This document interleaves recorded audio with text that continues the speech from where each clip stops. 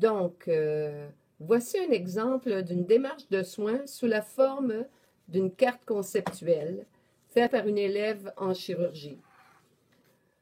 Je vous résume l'histoire de cas. Il s'agissait d'un homme âgé de 52 ans qui a été opéré et a subi une cure d'hernie incisionnelle. Le client était connu fumeur et il était connu aussi pour hypertension artérielle bien contrôlée par la médication.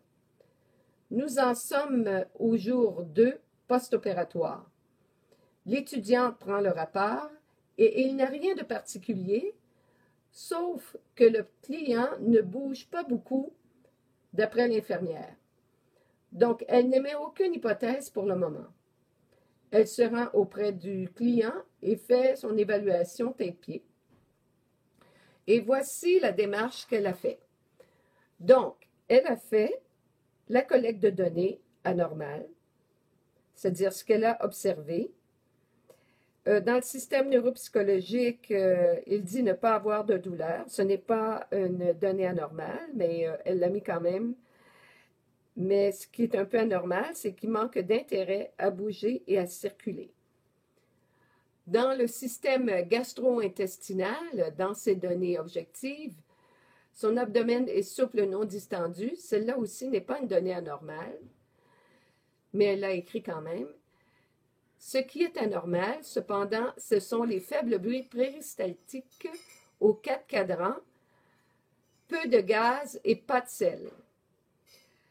Et le troisième système, le système respiratoire, dont les données objectives sont les suivantes.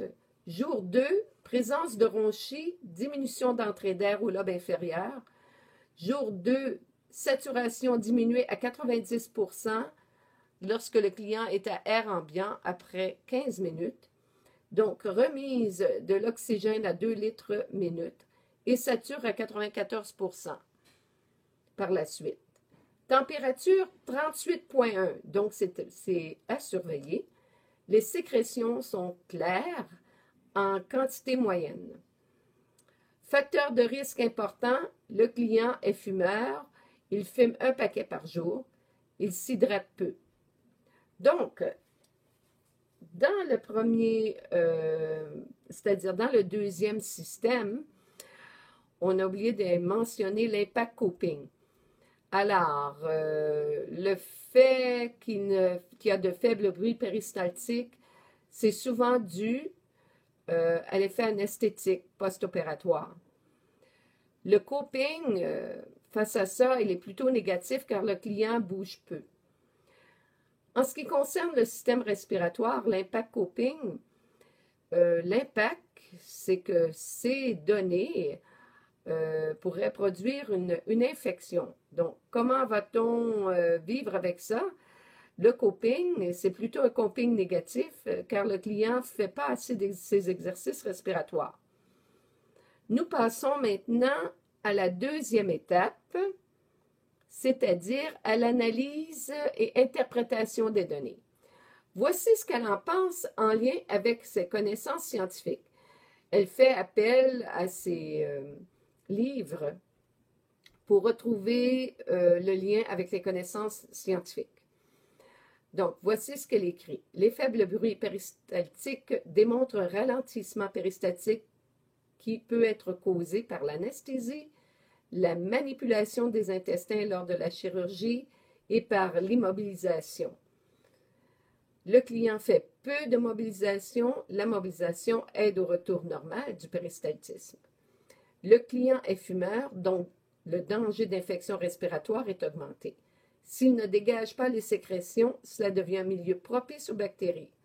En fait, il y a une augmentation de la température qui montre des premiers signes d'une infection possible. La mobilisation aide au dégagement des sécrétions. Suite à cette analyse, elle identifie les problèmes. Donc, le problème numéro 1 est le dégagement inefficace des voies respiratoires et le problème numéro 2 est le ralentissement péristaltique. Maintenant, on continue la démarche, qu'est-ce qu'elle doit faire face à ces problèmes? Donc, pour y remédier, elle doit avoir des interventions efficaces en lien avec ce premier problème.